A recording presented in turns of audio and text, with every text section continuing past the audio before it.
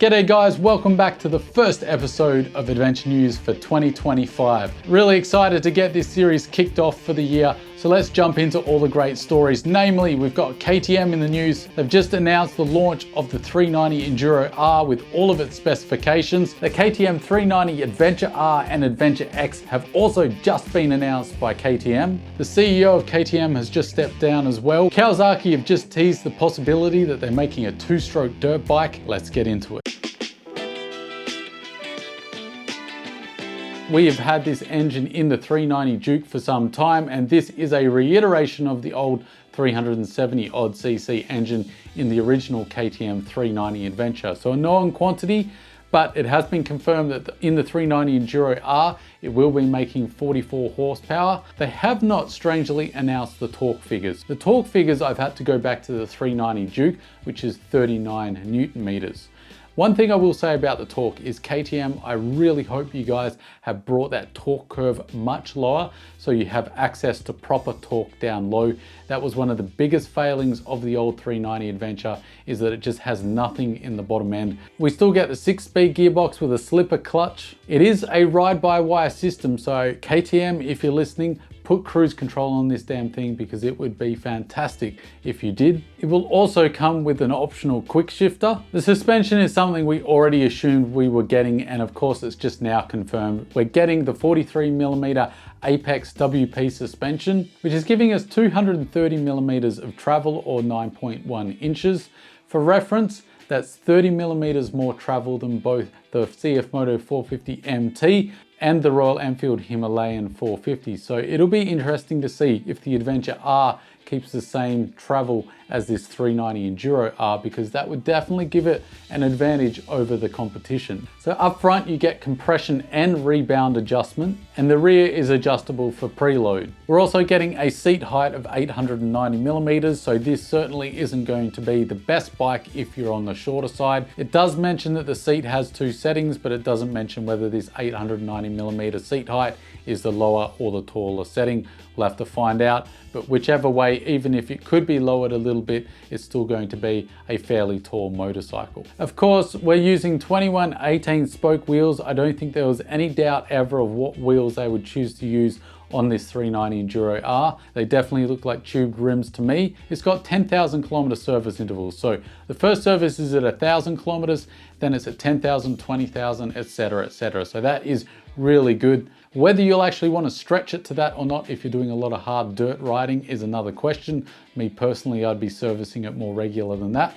But the fact that it can do it in a pinch and you need those long service intervals, then it's at your disposal. So that is great to see. This is basically going to be $5,500, which is incredibly affordable. This is going to be slightly more expensive than a CRF 300L, which is an amazing price point. Of course, it has ABS and traction control, both of which can be switched off for the dirt. You're getting a 9-litre fuel tank. For a dual sport, isn't too bad, really. Compare that to the CRF 300L and the KLX 300. It's about 1.5 litres more than either of those two bikes. So depending on how well this bike does with fuel economy, you should be able to see a decent range, at least in the dual sport world. We're not comparing this to adventure bikes, remember. We're wanting to keep the weight quite low for off-road use because we will be picking these things up on the regular. Speaking of weight, that's a big one. We've all wanted to know what it is, and we finally have the numbers. And it comes in at 159 kilograms wet, or 350 pounds. This is better than what I was predicting. I had no hope that this bike would break the sub 160 kilo mark. I didn't think KTM would be capable or be bothered doing so. So on the one hand, I'm really happy to see the bike come in sub 160 kilos. 159 kilos, considering they started with a road bike, is really impressive. Now, of course, if you compare it to even the 690 Enduro, it's still a little bit heavier. And if you compare it again to the CRF 300L, it's significantly heavier. So you are getting significantly more power, and I think it's about what you're expecting. If we compare this to its modern contemporary, which hasn't been released yet either, the DRZ 4S, which is coming in at just over 150 kilos, I think that's a more fair comparison. Would I have liked to have seen it lighter, come into the 140s, sub 140s like a WR250R did at 135 kilos? That would have been amazing, but we need to be realistic. These are affordable budget orientated motorcycles developed off a road bike. The fact that they made it sub 160 kilos and it's got a 9-litre tank, that's pretty damn decent in my opinion. For so long I've been going on about a bike like this. We needed something in the 400cc range with a modern 6-speed EFI, the 2118 wheel setup, and a weight that was manageable enough. And I think this 390 Enduro R really fits that category. If KTM don't shit the bed in the next month with their finances, I think this is going to be quite a great little dual sport. So I'd love to know your thoughts. Chuck them down below. Are you really looking forward to this Enduro R, or potentially what the Adventure R will look like now that we know the specs of the Enduro R? Are you worried about KTM's financials or the reliability? Chuck your thoughts down below. Typical of these adventure news videos, I'm halfway through editing and big news drops of another motorcycle. So we have to talk about the KTM 390 Adventure R and the Adventure X. This is probably the most anticipated of the three bikes off this platform. And there's a few key differences to the 390 Enduro R, but what I want to start with is that it's basically the same bike. It's the same engine, same chassis, same suspension, same wheels.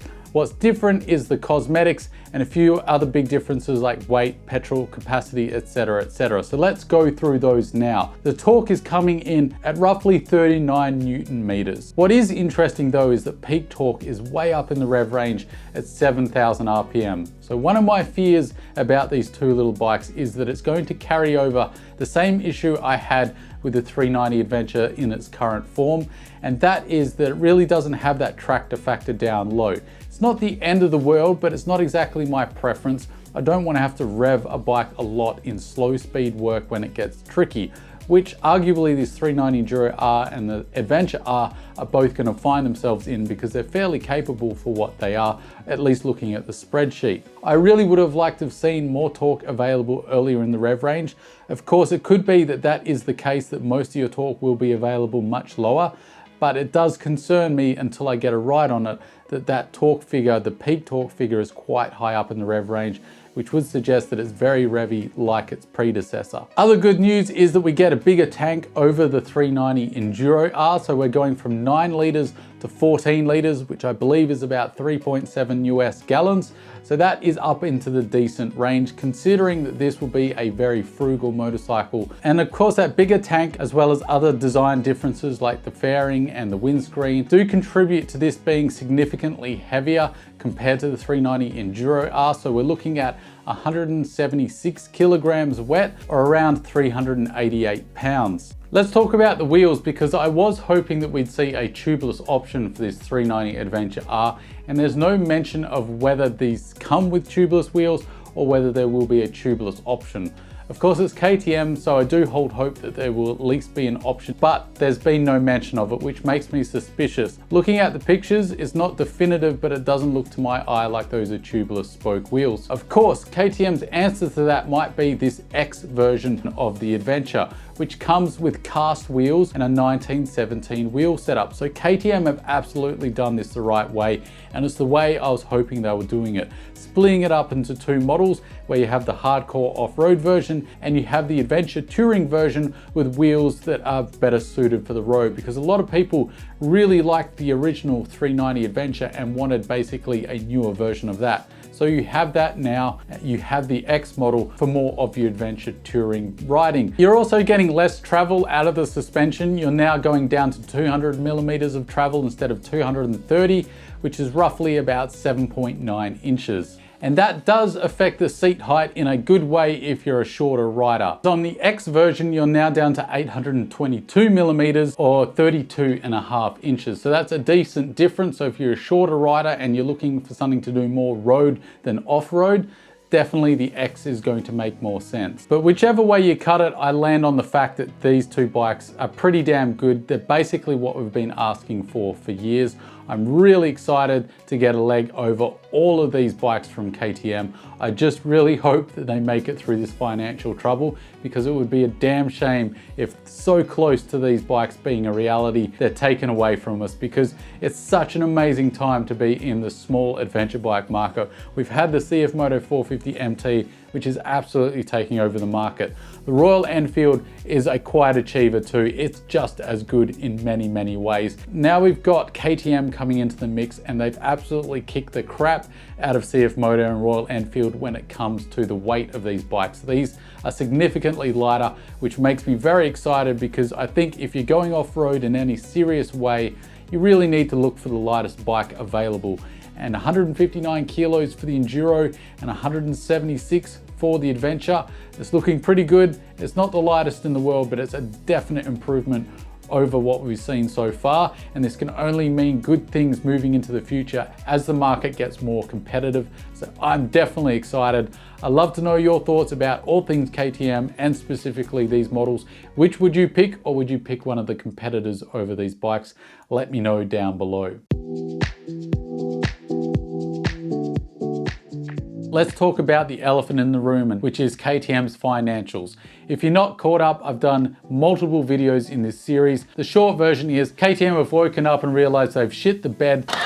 They're currently entered into self-administration, which is where the company puts up their hand and goes, yeah, things are really bad. We don't want to declare bankruptcy yet. We need to have an amount of time where the court mediates between us and our creditors to come to some kind of repayment terms so that we can stay in business. So that's where we're at.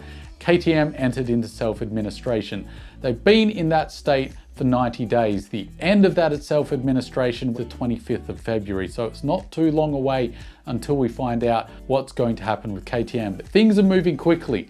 Stefan Pira, the head of the Pira Mobility Group, that's who owns KTM, GasGas, Husqvarna, MV Agusta, although they're trying to sell MV Agusta at the moment. It's one of the ways they're trying to find capital. He has stepped down as CEO. That's no surprise to most of us, as a co-CEO was brought in to try and steady the ship and help out with the finance side of it.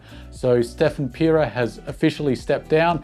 The new guy has stepped into the role as the sole person guiding the ship. Stefan will stay on the board of directors, but he is no longer the CEO. Very smart move by the board. I think this needed to happen. So the second thing, which is probably far more important here, is that Australian Motorcycle Magazine is reporting is that the Pira Mobility Group has sourced creditors help pay for all its debt, and it's considerable, but apparently KTM has been able to find that money. They haven't 100% confirmed it yet, but the rumor is that both Bajaj Auto and CF Moto have come to the rescue and offered them the money that they need. Of course, it's not just money, here you go and go on your merry way. There is going to be their pound of flesh, of course. So no doubt both Bajaj and CF Moto will have an increased controlling stake in the Pira Mobility Group moving forward, or there'll be some kind of business agreement. It's what I said would happen all along anyway, so I'm not surprised, and I think this rumor will end up being fairly accurate. It's in Bajaj and CF Moto's best interest. The only question is for it to be confirmed, and how much of a controlling interest do both of these companies have. Whether that's a good or a bad thing, I'll leave that up to you to decide. But I thought I'd update you that it looks like KTM might just make it through this, but we will have to wait and see, because this has not been confirmed. So we really will have to wait for the 25th of Feb to find out for sure. I, for one, am hoping KTM make it through this. It'll be better for the industry if they survive. Take a hard, long look at how they've been treating their customers, really come back to their roots and start making enthusiast motorcycles once again. Start it up.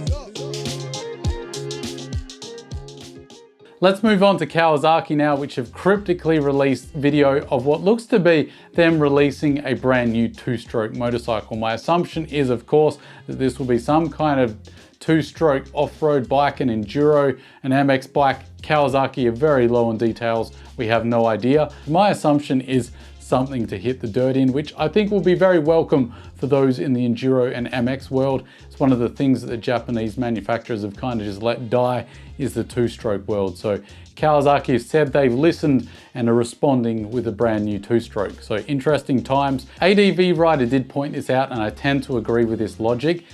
Producing a two-stroke for the motocross these days seems unlikely. Basically all four-stroke in motocross these days. And it seems even more unlikely that Kawasaki would make a two-stroke for the road. So my thought here is that this will obviously be some kind of trail or enduro. That makes the most sense. It would go head-to-head with KTM's EXC series. So I think expect some form of KDX series two-stroke from Kawasaki here. That's it for this episode of Adventure News. Thanks for sticking with me to the end. Don't forget to like, share and subscribe, and as always, don't forget to stay shiny side up.